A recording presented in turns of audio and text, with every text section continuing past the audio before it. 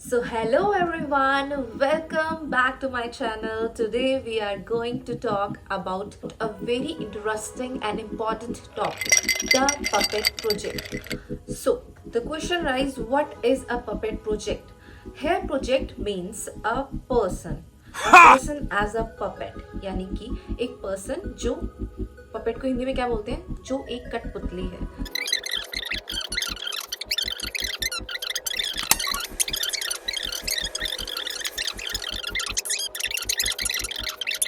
ये कैसे जाने, उसके लिए आपको मेरा पॉडकास्ट देखना पड़ेगा। तो लेट्स डाइव इन। सबसे पहले, what is a puppet project? A puppet project person is someone who is being controlled or manipulated by external forces. Puppet project क्या होता है? Puppet project होता है एक ऐसा person जो कंट्रोल हो रहा है उससे नहीं, किसी बाहर एक्सटर्नल फोर्स से, जैसे कि किसी और पर्सन से या किसी ग्रुप ऑफ पीपल से वो कंट्रोल हो रहा है। मतलब उसके जो एक्ट्स हैं, उसके जो वो डे टू डे लाइफ में जो भी चीज़ें करता है वो किसी और से कंट्रोल्ड है, किसी और से इन्फ्लुएंस्ड है। उसको हम पपेट प्रोजेक्ट बोलते हैं। और कभी कभी ये चीज़ उसे खुद को नहीं पता होती। For example, without the knowledge and consent of a person, without knowledge और कंसेंट, ये भी आप बोल सकते हैं। This can be done through various means such as social media से आप इन्फ्लुएंस हो सकते हैं। कोई प्रोपेगेंडा चल रहा है उसके अंडर आप आ गए, और इवन माइंड कंट्रोल टेक्निक्स होती हैं, उनसे भी लोग आपको अपनी कठपुतली बना लेते हैं या अपना एक पपेट बना लेते हैं, जिससे वो जो कहते हैं आप वही करते हैं। ठीक है, अब इस चीज़ का गोल क्या है? इस चीज़ का गोल ये है, जो एक कंट्रोलर होता है वो एक ऐसा पपेट प्रोजेक्ट या वो एक ऐसा पर्सन बना देना चाहता है जो वो चीज़ें करे जो सिर्फ वो कहे, फॉर विदाउट एनी क्वेश्चन और रेजिस्टेंस। किसी जिद या किसी क्वेश्चन के बिना वो वही करता जाएगा जो उसका कंट्रोलर उसे बोलेगा। पपेट प्रोजेक्ट बनने के लिए ऐसी ऐसी आईज करनी पड़ती हैं या मेकअप करना पड़ता है? नहीं। आपको ये पपेट प्रोजेक्ट अपनी नॉर्मल लाइफ में भी देखने को मिल सकते हैं। आपके आसपास जो लोग हैं वो भी किसी न किसी से कंट्रोल हो रहे हैं, तो उन्हें भी आप पीपी बोल सकते हैं। That is puppet project. उससे कोई फर्क नहीं पड़ता कि आप कौन से बैकग्राउंड से आ रहे हैं, कौन से कल्चर से आप हैं। आपको कोई भी अपने हाथों की कठपुतली बना देता है अगर आप अपने सेंसेस में या अपने दिमाग से चलने वाले नहीं होते। तो कभी कभी क्या होता है ना, किसी पर्सन को लाइफ में कोई क्लू ही नहीं होता कि मैं क्या करूं, कैसे करूं। तो ऐसे लोग बहुत ही सॉफ्ट टारगेट होती है उन लोगों के लिए जो ढूंढ रहे होते हैं लोगों को अपने हिसाब से चलाना है। तो ऐसे लोग जिनके पास कोई क्लू नहीं है जिंदगी में कि वो क्या करना चाहते हैं और वो क्या कर रहे हैं, तो ऐसे लोग बहुत जल्दी इस पपेट प्रोजेक्ट वाले केस में आ जाते हैं। अब ये जो कंट्रोलर होते हैं वो कैसे कंट्रोल करते हैं किसी के माइंड को, या किसी को कैसे एक पपेट प्रोजेक्ट बनाते हैं, इसके डिफरेंट मीन्स हैं। जैसे कि मैंने आपको बताया था कि सबसे पहले तो सोशल मीडिया। आप सोशल मीडिया से इन्फ्लुएंस होकर किसी की बात मान सकते हैं। मैनिपुलेशंस हो गई कि आपकी लाइफ में कोई मैनिपुलेट कर रहा है आपको डे बाय डे, आपको नहीं समझ में आ रहा क्योंकि आपके पास कोई क्लू नहीं है या आप इतने ज़्यादा सोशल नहीं है, बट वो जो सोशल पर्सन है वो आपको मैनिपुलेट कर रहा है, तो आप एक पपेट प्रोजेक्ट बन सकते हैं। अब कोई प्रोपेगेंडा चल रहा है, कोई मिशन है जिसके पीछे सब लोग एक दूसरे को मैनिपुलेट कर रहे हैं, तो उसके अंडर भी आप एक पपेट प्रोजेक्ट बन जाते हैं। एक बहुत ही बड़ा रीज़न भी होता है जिसको हम डिस इन्फॉर्मेशन कहते हैं। लोग आपको इन्फॉर्मेशन की कमी में रखते हैं ताकि वो आपके माइंड से प्ले कर सके। इसको हम डिस इन्फॉर्मेशन बोलते हैं, जिससे लोग आपके माइंड से खेल लेते हैं। अब माइंड कंट्रोल टेक्निक्स होती हैं जिससे एक पर्सन आपके बैकग्राउंड को जानता है, फिर उसके पॉसिबल हैपनिंग्स को देखता है और फिर उस हिसाब से आपके माइंड को कंट्रोल करता है। इसको एक माइंड कंट्रोलिंग टेक्निक बोलते हैं, जो कि पपेट प्रोजेक्ट बनाने के लिए यूज़ की जाती है। अब कोई कोई पर्सन किसी ट्रॉमा से कोई पर्सन दुखी है, कोई पर्सन की सिचुएशंस किसी पर्सन की सिचुएशंस फेवरेबल नहीं है, या वो बहुत दुखी है, इस टाइम फ्रेजाइल है कि उसे कोई पूछे और वो रो देता है। ऐसा लड़कियों के केस में बहुत ज़्यादा होता है क्योंकि उनके मूड स्विंग्स बहुत होते हैं, तो बहुत चांसेस रहते हैं कि वो डिस्टर्ब रहती है इमोशनली। और लेडीज़ कभी कभी घर में कोई झगड़ा हो गया, ऐसा हो गया, ऐसी सिचुएशंस में आप एक पपेट प्रोजेक्ट बनने के रास्ते पे निकल जाते हो। कोई ऐसा कंट्रोलर मिल गया जिसको जो ढूंढ रहा था किसी पर्सन को जो दुखी है और आप उसे मिल गए और उस टाइम आपने उससे अपनी इंफॉर्मेशन शेयर कर दी, then that person can take advantage of that और वो आपको एक पपेट बना सकता है। बिकॉज आप जितनी इंफॉर्मेशन उस ट्रॉमा में या उस सिचुएशन में उससे शेयर कर देंगे, वही इंफॉर्मेशन वो यूज़ करेगा आपके खिलाफ आपको पपेट बनाने के लिए। अब जो लोग साइकोलॉजी जानते हैं, जो लोग माइंड की साइकोलॉजी से बहुत अच्छे से वाकिफ़ हैं, वो भी बहुत लोगों को पपेट प्रोजेक्ट बनाते हैं क्योंकि उन्हें साइकोलॉजी पता होता है कि ये पर्सन इस सिचुएशन में कैसे रिएक्ट करेगा। तो वो सिचुएशन क्रिएट करते हैं जो उनको उस पर्सन को रिएक्शन निकालना हो, तो वो सिचुएशन को क्रिएट कर देते हैं जिससे वो उस पर्सन को प्रूव कर देते हैं that I know you better and you have to do what I want you to do. But क्योंकि वो साइकोलॉजी जानते हैं और वो उस चीज़ को अच्छे से हैंडल करके सिचुएशन को अपने फेवर में डाल लेते हैं। साइकोलॉजी और मैनिपुलेशन एक ही चीज़ होती है। तो ये डिफरेंट फैक्टर्स हैं जिससे आप एक पपेट प्रोजेक्ट बन सकते हैं और या मैं कहूँ उससे बच भी सकते हैं, क्योंकि अब इन चीज़ों का आपको पता है कि प्रोज एंड कॉन्स। मुझे पता है इस सिचुएशन का कोई प्रोज नहीं होने चाहिए, बट है इस सिचुएशन के भी प्रोज हैं और उसमें सबसे पहला आता है a sense of belonging and purpose. एक पर्सन जिसके पास ज़िंदगी में कोई क्लू ही नहीं है कि वो क्या करे, उसे कहाँ जाना चाहिए, उसके पास एक बिलोंगिंग आ जाती है, एक पर्पस आ जाता है कि ये पर्सन जो उसका कंट्रोलर है, जो बोल रहा है, उससे उसे बेनिफिट मिल रहा है। ऐसा नहीं है कि सारा बेनिफिट कंट्रोलर को मिलता है, उस पपेट को भी बेनिफिट मिलता है, क्योंकि बेनिफिट से ही ह्यूमन नेचर है ऐसी कि जब आपको किसी चीज़ से बेनिफिट मिलता है तो वो आपको अपने फेवर में लगती है। तो जब आपको उस चीज़ से फेवर मिल रहा होता है तो आपको एक सेंस ऑफ बिलोंगिंग आ जाता है उस पर्सन के लिए, आपको एक पर्पस मिल जाता है। आप क्लूलेस ही है, इससे अच्छा है कि आपको एक पर्पस मिल जाए। तो ये एक पहला प्रो है पपेट प्रोजेक्ट होने का कि आपको एक पर्पस मिल जाता है। अब जो इंसान क्लूलेस है, जिसे पता ही नहीं है कि ज़िंदगी में करना क्या है, अब उसके पास एक ऐसी फीलिंग हो गई है कि जैसे a feeling of being a part of something, कि हाँ मैं किसी चीज़ का पार्ट हूँ, मेरी कोई वैल्यू है, to be a valuable person. हर इंसान चाहता है ना कि मेरी एक वैल्यू हो। तो ये पपेट प्रोजेक्ट की साइकोलॉजी यहाँ भी खेल जाती है। मैं यहाँ नहीं हूँगा तो मेरी कोई वैल्यू नहीं होगी। हाँ, कभी कभी क्या होता है ना कि कंट्रोलर्स जो होते हैं वो जानते हैं कि एक साइकोलॉजी के अंदर अगर आप देखें तो किसी पर्सन को पावर दे देने से, किसी पर्सन को अथॉरिटी दे देने से वो इंसान अपने आप में फुल महसूस करता है और इस लॉलीपॉप को दिखाकर वो कंट्रोलर जो है अपने काम करा लेता है और कुछ पावर का आपको असेस मिलता है, जिससे आपको अगेन वैल्यू और पावर महसूस होती है, जिससे आपको लगता है कि आप जो कर रहे हैं लाइफ में वो बिल्कुल सही कर रहे हैं and the controller is making you realise that you are doing the correct thing because I am guiding you in that way.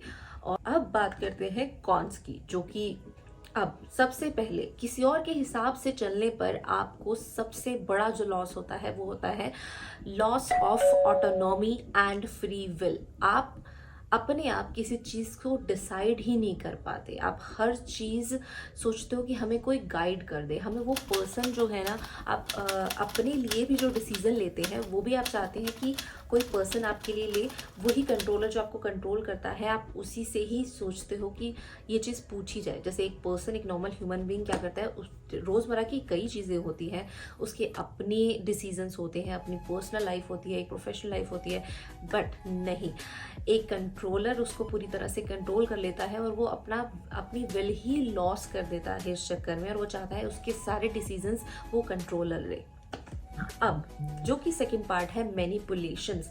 Manipulations में आपका इतना एनर्जी जाता है ना, इतना एनर्जी जाता है कि आप सोच भी नहीं सकते। आपका दिन कब शुरू होगा, कब खत्म हो जाएगा, आपको पता ही नहीं चलेगा।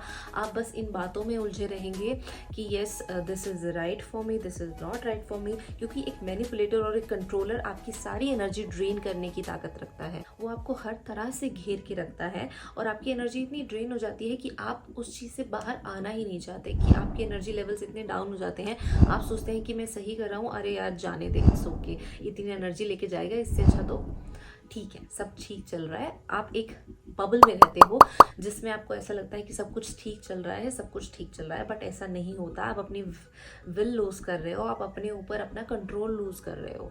अब इस सिचुएशन से आपको प्रोज आपने देखे, कुछ हद तक आपको रिलीफ मिलता है कि हाँ मेरी एक वैल्यू बन रही है, बट वो वैल्यू भी किसी के अकॉर्डिंग बन रही है। तो अगर वो चाहेगा तो वो आपकी वैल्यू भी आपसे छीन सकता है। So this is the main reason जो कि मैं आपको बताना चाह रही थी कि इससे क्या होगा। आप अपना तो हार्म कर ही रहे हैं, बट आपके सराउंड में और भी लोग हैं, आप चाहे अनचाहे भी उनको भी अकॉर्डिंगली मैनिपुलेट होने दे रहे हो, क्योंकि हर पर्सन ना कुछ लोगों से जुड़ा होता है, और जब आप पर किस चीज़ का फ़र्क पड़ता है तो उन लोगों पर भी उस चीज़ का फ़र्क पड़ता है। तो जिस तरीके से आप जी रहे होते हो, मतलब एक ड्रेन्ड एनर्जी के साथ, कुछ डिसाइड ना कर पाना, हर चीज़ का रिलेशन एक चीज़ से बैठाना, अपने आप को हमेशा सही गलत की स्थिति में पाना, इससे आपको क्या लगता है ना कि आप अपने रिलेशंस को फुलफिल नहीं कर पाते, आप अपने आप को भी हार्म पहुंचा रहे हो, आप अपनी फैमिली मेम्बर्स को भी हार्म पहुंचा रहे हो, आप अपने कलीग्स को भी हार्म पहुंचा रहे हो, आप किसी पे ट्रस्ट नहीं कर पाते। और मुझे ऐसा लगता है किसी की दुनिया जो है ना वो ट्रस्ट से चलती है, और जब आप ट्रस्ट ही नहीं कर पाते ना किसी पे, तो you are in a just like your shell, और आप उसमें ही डैमेज हो जाओगे। क्योंकि सोशलाइजिंग इज़ इम्पॉर्टेंट अगर आपको ग्रो करना है, अगर आपको ब्लूम करना है, but that manipulations, that controlling energies won't let you grow. बात आती है कि ऐसे लोगों को कैसे पहचाना जाए। अब here are some signs that someone may be a puppet project person. They seems overly enthusiastic or dedicated to a particular cause or ideology. मतलब जो कंट्रोलर है, उस कंट्रोलर ने उस पपेट को एक गोल दिया है, एक आइडिया दिया है। अब वो क्या करता है ना, वो उस आइडिया के ऊपर शिद्दत से लग जाता है। वो कहता है ना, मतलब दुनिया में कुछ नहीं है, बस एक वो आइडिया दिया है जो मुझे उसके लिए काम करना है। पूरे उमंग से, पूरे डेडिकेशन से वो उसमें पार्टिसिपेट करता है, और उस पर्टिकुलर कॉज को अपनी लाइफ का एक गोल बना लेता है, जिसके लिए वो अपनी एनर्जी, अपना सब कुछ लगाता है, बिना ये जाने कि वो यूज़ हो जा रहा है। उस एक पर्टिकुलर टॉपिक पे चला जाता है जिस टॉपिक पे कंट्रोलर चाहता है जाए। क्यों? अब सेकंड पॉइंट क्या है? पीट टॉकिंग पॉइंट्स, यानी कि फॉर एग्जाम्पल जो कंट्रोलर ने उनको बोली हुई है, मैं यहाँ कंट्रोलर इसलिए यूज़ कर रही हूँ क्योंकि पपेट प्रोजेक्ट का सीधा सीधा रिलेशन कंट्रोलर से होता है। कंट्रोलर कुछ स्लोगन्स बोलता है, कुछ कहानियाँ सुनाता है, कुछ सिचुएशंस क्रिएट कर देता है उस पर्सन के लिए जिसको वो कंट्रोल करना चाहता है, और वो जो पपेट है वो उन कहानियों को बार बार रिपीट करता है, उन कहानियों को बार बार सुनता है, ताकि वो इधर उधर ना हो जाए कि मुझे जो गोल दिया हुआ है मुझे उसको पूरा करना है। तो वो हमेशा एक आपको एक वर्ड में दिखेंगे, आपको उन्हीं बातों में उलझे हुए दिखेंगे, आपको उन्हीं स्लोगन्स में उलझे हुए दिखेंगे। वो वही चीज़ें रिपीट करते रहते हैं विदाउट थिंकिंग। ऐसा लगेगा उनकी कोई अपनी सोच नहीं है, उनकी सोच बिल्कुल आपको उनके कंट्रोलर से मैच खाती दिखेगी। तो उसको भी हम पपेट प्रोजेक्ट बोलते हैं। अब थर्ड वन, सबसे खतरनाक पॉइंट जब आप किसी में देखो तो वो श्योरली एक पपेट प्रोजेक्ट है, मतलब वो श्योरली किसी के कंट्रोल में है। वो ये कि वो डिसकनेक्टेड रहता है, वो अपनी सराउंडिंग से, लोगों से, सोशलिज्म से डिसकनेक्टेड रहता है। हमेशा कोई टॉपिक्स होंगे, सोशल टॉपिक्स, वो उसमें इंटरेस्ट नहीं लेता, क्योंकि उसको मतलब ही नहीं है दुनिया में क्या चल रहा है क्या नहीं चल रहा। उसको जो कंट्रोलर ने कहा है वो उसी के पीछे रहता है। कभी कभी ये जो बिहेवियर है उनका ऐसा तो नहीं है, क्योंकि एक ह्यूमन नेचर है, ये चीज़ें आप अगर सोशलाइज नहीं करेंगे कहीं ना कहीं तो निकलेंगी। तो वो चीज़ें आपके रिएक्शन में दिखती हैं। कभी कभी आप गुस्से में होते हैं तो वो रिएक्शन इतना लाउड हो जाता है, बिकॉज वो जो सप्रेस किया गया है ना टाइम टू टाइम, वो एक बार तो फटेगा तो निकलेगा ना।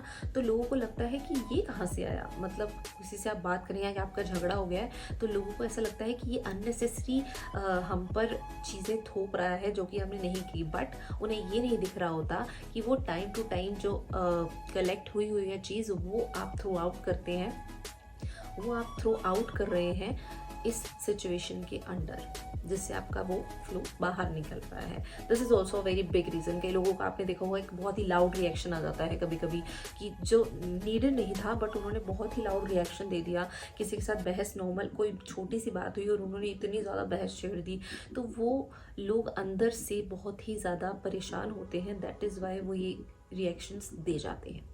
अब अगर आप समझ गए होंगे कि एक पपेट प्रोजेक्ट क्या होता है, और अगर आप पहचान जाए या कि what to do if you find a puppet project person, और if you find that you are becoming a puppet project. कभी कभी ऐसा लगता है ना कि अरे ये सब क्वालिटीज़ तो मेरे अंदर है, तो कहीं मैं ही कोई पपेट प्रोजेक्ट तो नहीं बन रहा।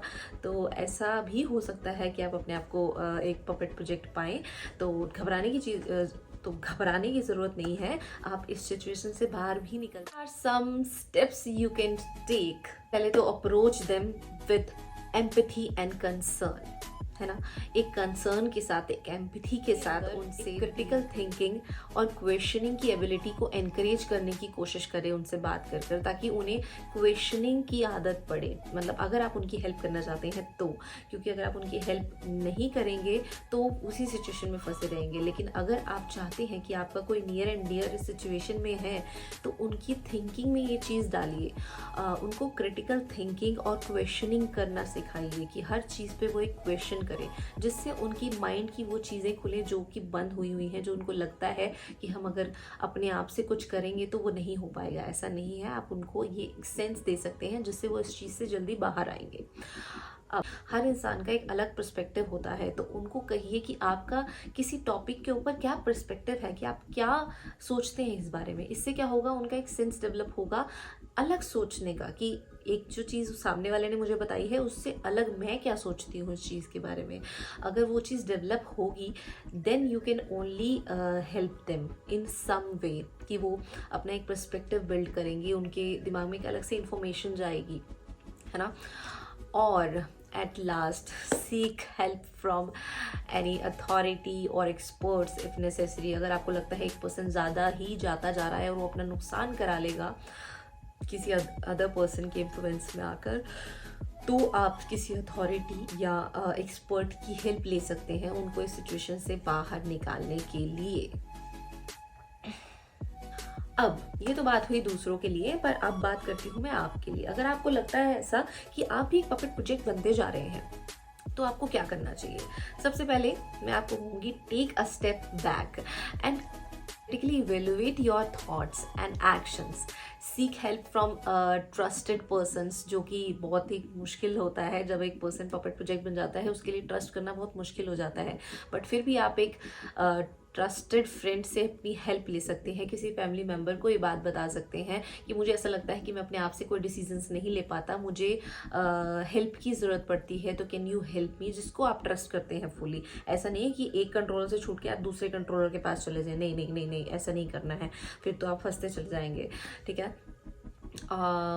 और आप एक मेंटल हेल्थ प्रोफेशनल के पास जा सकते हैं to build your mental strength, जिससे आपकी डिसीजन मेकिंग स्ट्रॉन्ग हो और आप चीज़ों को नो कह पाएँ, चीज़ों को डील कर पाएँ अपने तरीके से, किसी और के तरीके से नहीं, अपने तरीके से।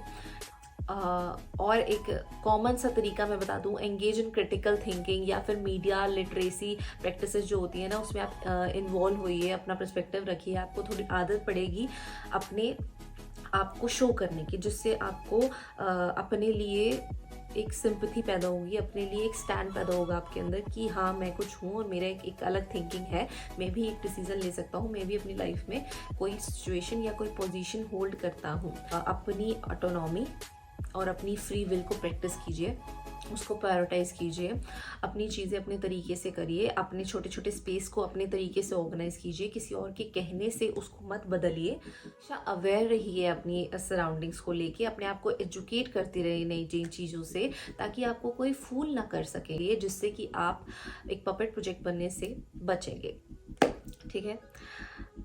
Let's stay vigilant and support each other in our pursuit of truth and anatomy. Thank you for watching.